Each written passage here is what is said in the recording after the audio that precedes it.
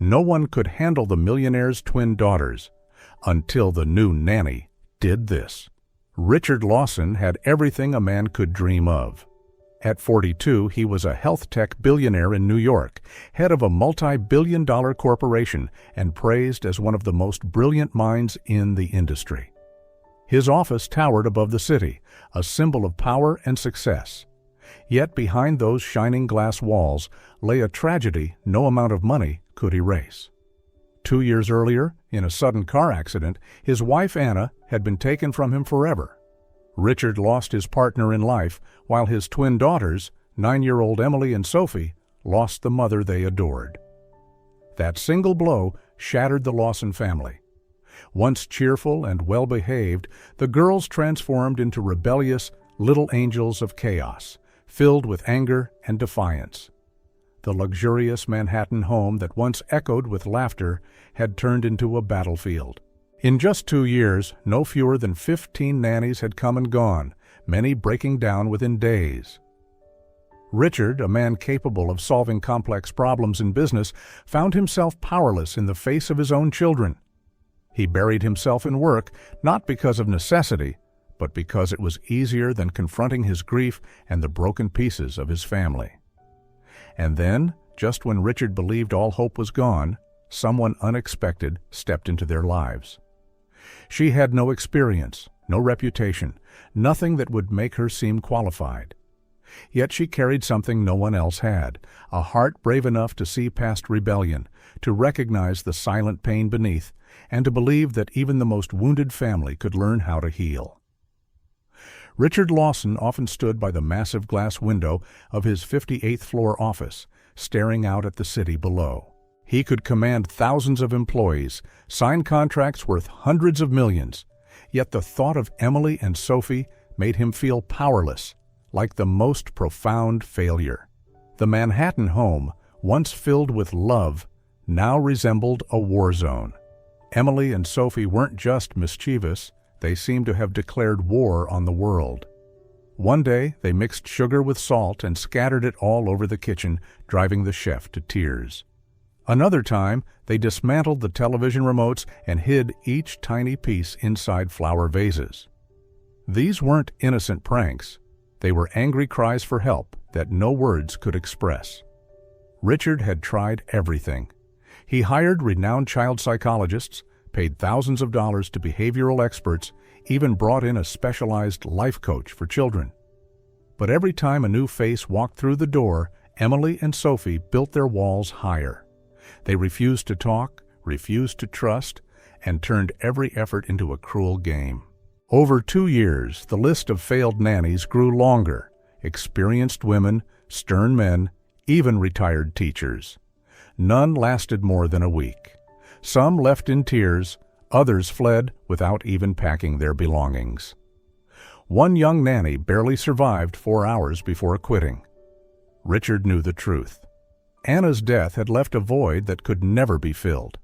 He suffered too, but unlike him, Emily and Sophie couldn't hide their grief. They expressed it through rebellion, through bitter laughter, through chaos. And Richard, instead of embracing them, had chosen distance. More and more nights, he stayed late at the office, using work as an excuse. Because going home meant facing 2 angry pairs of eyes and a house echoing with screams. He didn't know how to speak to his daughters, didn't dare mention Anna's name, fearing that one word might shatter the fragile calm.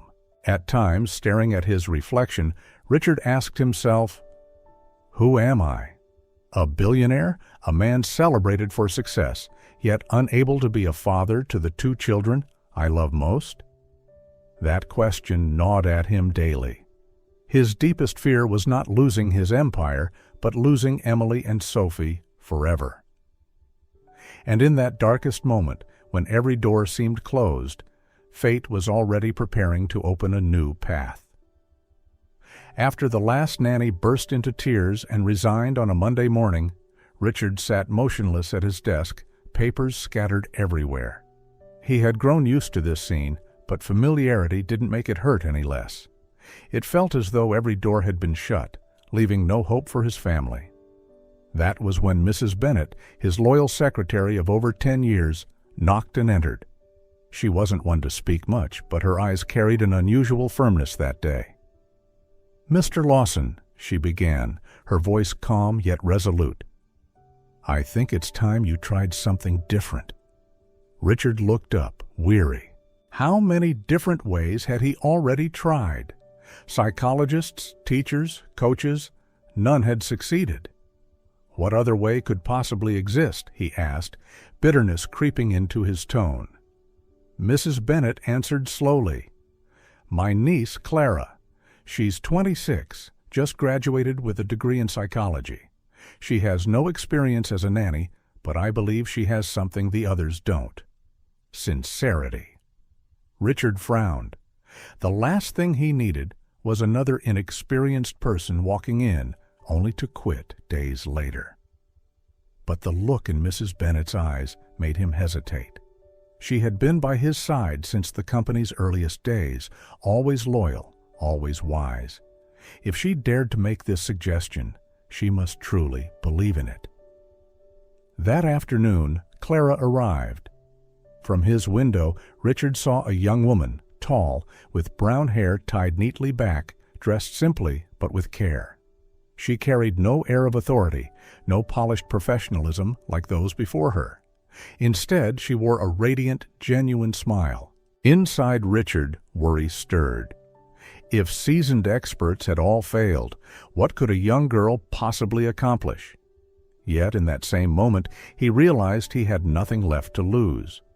And perhaps it was precisely this difference that might open a door he had never thought to try. When Clara entered the corporate lounge, Richard glanced up briefly. He had prepared a polite nod and a few formal words, just enough to appease Mrs. Bennet. But when his eyes met the clear, steady gaze of the young woman, he hesitated. "Do you have any idea how difficult this job really is?" he asked, his voice low, heavy with doubt. Clara didn't flinch. "I do, Mr. Lawson. I don't expect Emily and Sophie to welcome me right away. I only ask for the chance to understand them, instead of trying to control them." Richard frowned. "You have no experience. I've tried the very best and they all failed. Why should I believe you'll be any different?" Clara smiled, not hurriedly, but with quiet sincerity. "Because I'm not here to prove myself to you. I'm here to listen to them.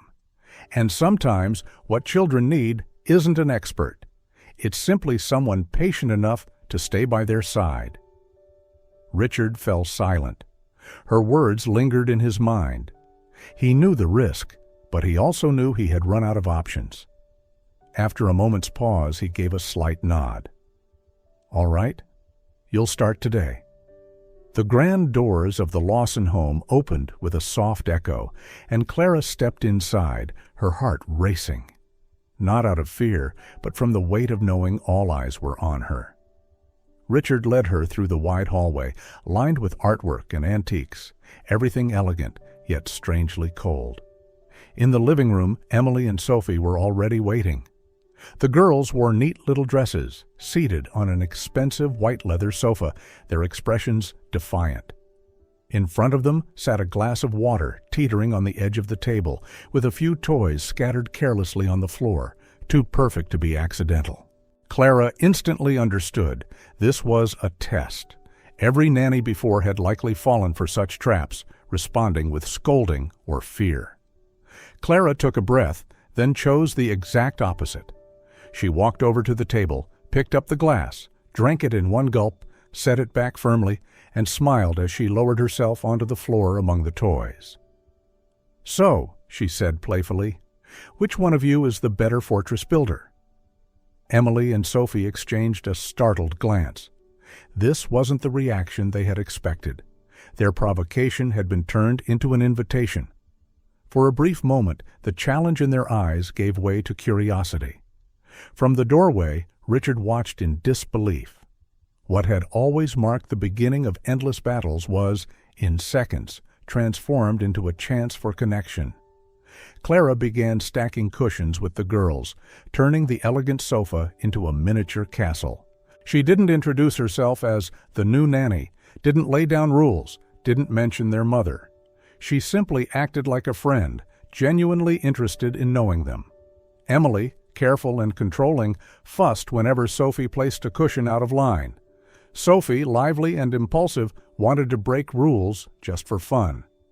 Clara quietly observed, never rushing to correct, only guiding and redirecting their energy with gentle encouragement. When the fortress was finished, the once cold, luxurious room had transformed into a world of imagination.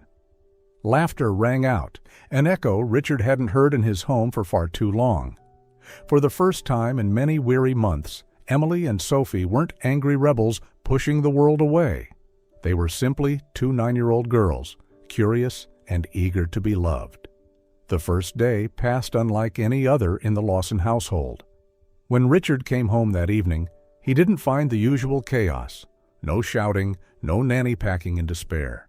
Instead, he found Clara in the kitchen with Emily and Sophie, the three of them sharing cookies and laughing. It was a sound he had nearly forgotten. In the days that followed, Clara introduced a completely different approach. She didn't lay down rules, nor did she threaten with punishments. Whenever conflict arose, she turned it into a game. One morning, Emily and Sophie deliberately spilled milk across the table to test her. Instead of scolding, Clara handed them each a cloth and announced, "Whoever cleans it fastest and best gets to choose tonight's dessert." What began as mischief turned into a cheerful competition. Clara quickly realized the girls didn't need more control. They needed to feel important and useful. So she gave them positions in the household. Emily became the assistant chef, while Sophie was the safety inspector. Each day they eagerly checked the fridge, picked vegetables, or evaluated what in the house needed fixing. Instead of troublemakers, they began to feel like vital members of the family. In the evenings, Clara made it a habit to sit with the girls in the garden. One night, under the starry sky, she told them a story about two little princesses in a bright kingdom. When the queen had to leave on a journey far away and never returned, the princesses grew rebellious. They wreaked havoc in the castle, causing chaos in the court, not because they were bad, but because they were heartbroken. But as they learned to turn anger into cherished memories, their kingdom lit up once again. Emily and Sophie went silent. They saw themselves in the two princesses. For the first time in months, they spoke about their mother, not through yelling or rage, but through real tears. Emily remembered her mother's bedtime stories. Sophie recalled baking cookies together. They admitted they weren't just sad, but angry that their mother had left without saying goodbye. Clara didn't dismiss their feelings. She nodded, listened, and gently said, "Your feelings aren't wrong. Anger is just another way of saying you loved her so much." That acknowledgement broke down their walls. Emily and Sophie clung to Clara, sobbing into her arms. From that day on, Clara suggested creating a memory book. Every day, the three of them glued in pictures of Anna, wrote down little stories, and drew happy memories. The book grew thicker, and instead of being a painful shadow, their mother's memory became a treasure to cherish. Richard quietly observed the change. He saw his daughters laugh genuinely, play without destruction. More importantly, he saw them slowly transform their loss into strength. Clara had achieved what no expert ever could. She reached the girls' hearts, not through theory, but through love and patience. Richard had thought Clara was only there to help Emily and Sophie. But slowly he realized she was changing him as well. One evening, when he walked into the kitchen, he found the three of them mixing dough. In the past, such a scene would have ended in chaos. Flour scattered everywhere, shouting, and a nanny on the verge of tears. But this time, Emily carefully measured, Sophie eagerly stirred, and Clara guided with ease, leaving a space for Richard to stand and watch. "Want to try?" Clara asked, handing him a wooden spoon. He hesitated, then took it. For the first time in 2 years, Richard kneaded dough alongside his daughters, feeling like he truly belonged there. Clara wasn't just teaching the girls, she was teaching Richard too. She showed him how to turn dinner into a time for conversation, sharing about his workday, listening to school stories. She encouraged him to read bedtime stories, not as a ritual, but as a chance for closeness. Slowly, Richard stopped isolating himself in his office after coming home. Instead, he learned to share time and even silence with his daughters. The change didn't happen overnight. At first, Emily and Sophie were cautious, unsure if their father would truly stay engaged. But day by day, as Richard patiently showed up in the smallest of moments, a short walk, laughter over a burnt cake, their trust began to return. One night, while reading a story to them, Richard's voice faltered at the mention of a mother character. He was about to stop, but Emily gently took his hand. "It's okay, Dad. I miss Mom too, but I want to hear the rest." For the first time, the three of them faced their loss directly, without avoidance. Richard realized that thanks to Clara, he had found the courage he had long buried. The more he watched Clara, the more grateful he became. She hadn't come to replace Anna, but to help him and his daughters find one another again. And in that process, he too was learning how to be a father, not perfect, but present, with a heart full of love. Richard didn't know when it began, but his eyes lingered on Clara longer than before. At first, it was simple gratitude for the young woman who had brought laughter back into his home. But over time, that gratitude grew into something deeper, something he thought he would never feel again after Anna's death. He kept those feelings hidden, unsure if it was right to acknowledge them. Yet destiny had a way of bringing truth to light, especially through the innocent voices of Emily and Sophie. Clara never tried to replace the role of the woman he had lost. She was simply present, through her bright smile, her patience, and her passionate heart. Richard found himself looking forward to evenings, not just to see Emily and Sophie happy, but to see Clara in the glow of the kitchen lights, her brown hair tied back, her eyes radiating warmth. For Clara, too, her heart was quietly changing. When she first accepted the role, she only hoped to help two little girls rediscover joy. But Richard, with his awkwardness, his occasional clumsiness, yet his genuine effort, stirred something inside her. She saw a man not perfect, but brave enough to learn how to love again. Love didn't arrive suddenly. It grew slowly, like sunlight slipping through morning blinds. Richard realized with each passing day that he wasn't only admiring the way Clara cared for Emily and Sophie, he was being drawn to who she was, gentle, intelligent, full of life. One afternoon, as Clara sat in the living room drawing with the girls, Richard paused at the doorway. He saw her leaning down, her hair brushing her shoulder, her laughter ringing bright, lighting up the entire room. Emily sketched a castle, while Sophie tried painting a flower but smeared color all over her hands. Clara didn't scold. She dipped her own finger in the paint and dabbed Sophie's nose, sending all three into a fit of giggles. Richard smiled, an expression he hadn't felt on his face for far too long. The closer he was to Clara, the more he realized she wasn't just healing his daughters. She was awakening in him emotions he thought had died with Anna. He began to look forward to evenings at home, not to hide away in his office, but to sit in the kitchen, listening to Clara share little stories of her day. Some nights they washed dishes together, and his hand brushed hers as he passed a plate. That simple touch, fleeting as it was, made his heart beat faster. Clara felt it too, though she tried to hide it. She knew she was there to help, not to replace Anna.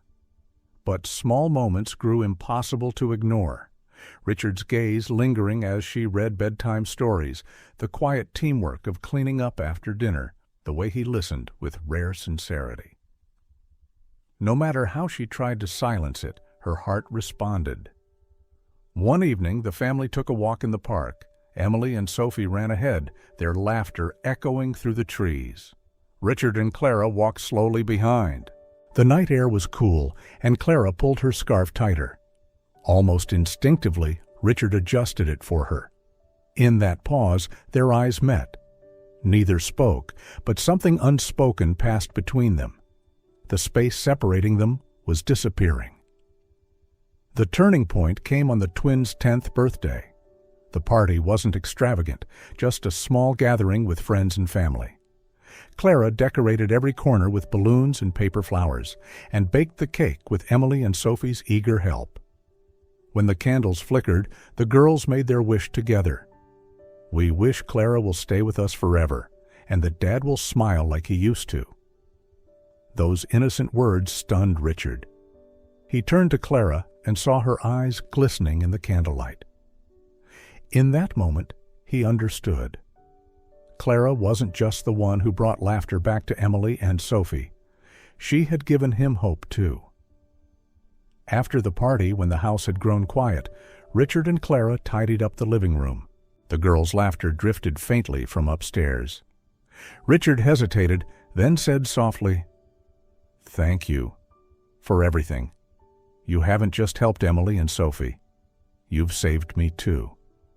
Clara stopped, her eyes meeting his, filled with tenderness but also a flicker of fear.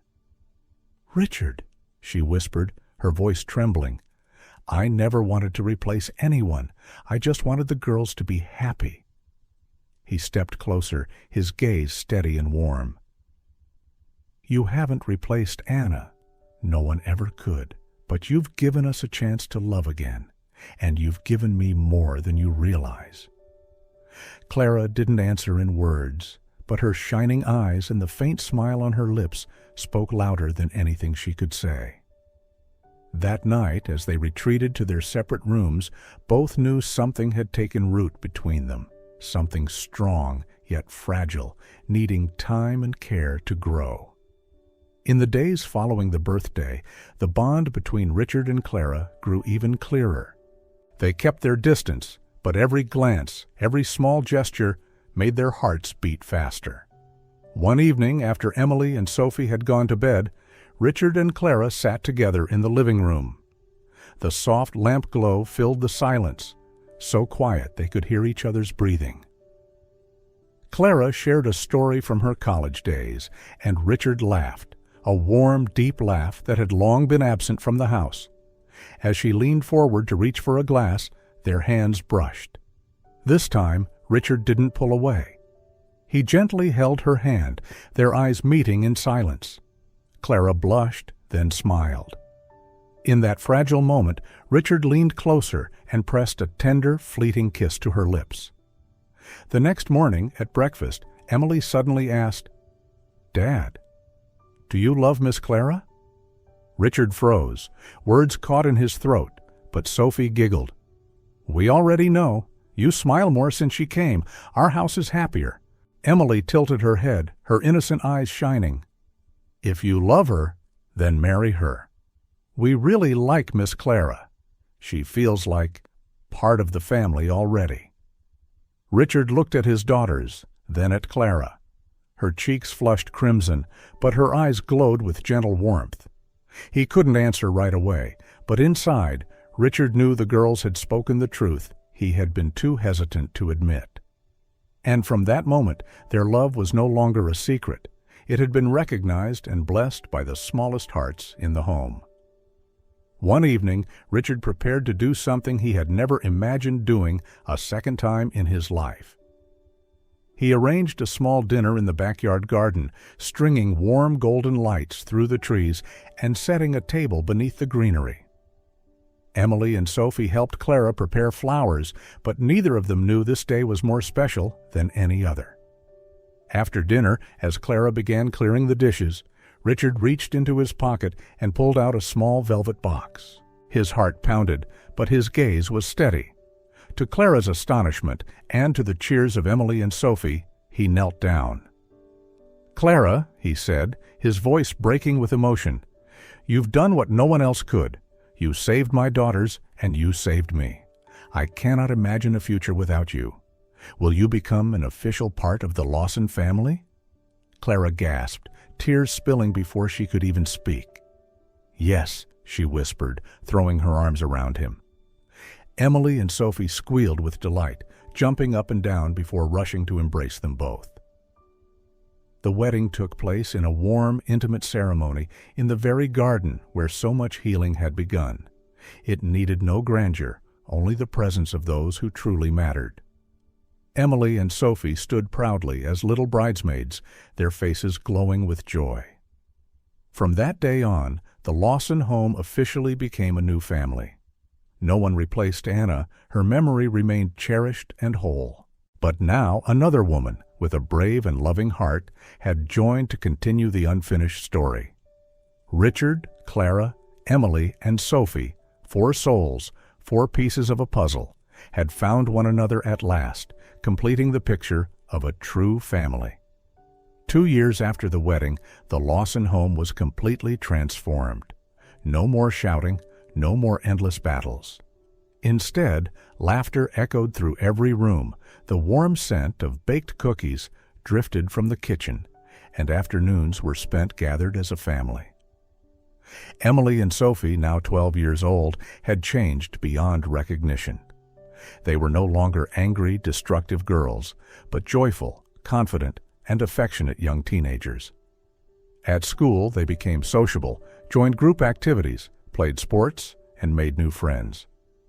Teachers noted not only their academic improvement, but also their ability to listen and show empathy, a sign Clara cherished as proof of healing hearts. Richard had changed as well. He learned to balance work and family. In the mornings, he drove his daughters to school. In the evenings, he put away his laptop to share dinner and stories about their days. Weekends were no longer spent in the office. Instead, he took the family to the park, on picnics, or simply sat in the garden while Clara and the girls planted flowers. Clara was not only a wonderful mother, but also fulfilled her own dream. With Richard's support, she opened a small center to help children and families coping with loss. Her experience with Emily and Sophie gave her both the motivation and the understanding to become a pillar for others. The most moving moment came on Emily and Sophie's 13th birthday. At the party, surrounded by friends and family, Emily held the microphone, her voice trembling yet determined. "I want to thank Dad for never stopping loving us, even when we were at our hardest. I want to thank Mom, Anna, who will always live in our hearts. But most of all, I want to thank Clara, the angel who saved our family." Sophie added, "Clara never tried to replace Mom Anna. She gave us a new kind of love, a new home. She taught us that family isn't just the people you're born with, but those who choose to stay with you in the hardest times." Their words moved the entire room to tears. Richard squeezed Clara's hand, his eyes shining with a happiness he once believed he would never find again. The Lawson family, once broken, now stood as living proof that love can heal even the deepest wounds. But life had yet another miracle in store for them, one that would expand their circle of love even further. The past 2 years had transformed everything. The house once shattered by loss was now a home where love not only returned, but multiplied. And then, one spring morning, Clara shared news that made Richard's heart nearly burst. She was pregnant. For a moment, Richard stood frozen, then pulled Clara into his arms. He couldn't believe life had given him such a miracle. When Emily and Sophie heard, they leapt with joy. "We're going to have a baby brother or sister," they cried, eyes sparkling. To them, it wasn't a replacement for their mother. It was a sign their family had truly entered a new chapter. The months of pregnancy were filled with anticipation and love. Emily and Sophie eagerly became little doctors, keeping notes on what Clara ate and how much she rested. Richard, once a man consumed only by work, transformed into a devoted husband and father. He learned to make breakfast, tend the garden, even read newborn care books with his daughters. On the day Clara went into labor, the whole family held their breath. Richard clasped her hand in the hospital, feeling every wave of her pain as if it were his own. When the first cry rang out, tears streamed down his face. A healthy baby boy, tiny and perfect, was placed in Clara's arms. Emily and Sophie rushed over, their eyes wet, whispering, "Welcome to the Lawson family, little one." The baby was named Daniel Lawson, a gift of hope, born from a past of sorrow and a present of light. From the moment Daniel arrived, the Lawson home overflowed with joy. Emily and Sophie became doting sisters, changing diapers, rocking him to sleep, competing for turns to hold him. Richard spent hours just watching his son breathe, sometimes weeping quietly from happiness. And Clara, surrounded by 3 children, 2 girls who weren't of her blood and 1 boy who was, knew she had found her true calling in life. One afternoon, as the family gathered in the garden, Richard wrapped his arms around Clara from behind and whispered, "I once thought my life had ended with Anna, but you've shown me love never ends. It simply changes shape and keeps on growing." Clara smiled through tears. The Lawson family was no longer the story of a desperate father and 2 broken children. They had become living proof that even out of ruins, a new home could be built. Anna would always remain part of their memory and love, but Clara and Daniel had written new pages filled with hope and light. That evening, the golden glow of sunset bathed the Lawson garden, painting the leaves in warm hues and lighting up the string of little bulbs hanging along the path. Clara sat on the bench, cradling Daniel in her arms as she softly hummed a lullaby. Emily and Sophie nestled close beside her, each holding one of their baby brother's tiny hands, taking turns telling him about the games they had played that day. Richard stood nearby, watching the 3 children and the woman who had transformed his entire life. A gentle breeze carried their laughter across the garden. To Richard, it wasn't just a sound, it was the heartbeat of a new home, a rhythm he once believed was lost forever. The family gathered around the wooden table in the garden.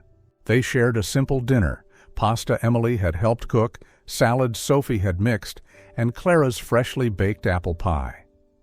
Daniel slept peacefully in a little cradle by their side, his face serene like an angel's. Raising his glass, Richard whispered, "We've walked through darkness, but now we've found the light, and the greatest gift is that we found it together." In that moment, there was no haunting past, no empty void, only a family, whole and united, wrapped in the quiet peace of love. Their laughter rose into the twilight sky, as if to say that no matter how deep the sorrow, love had the power to turn ruins into a home once more.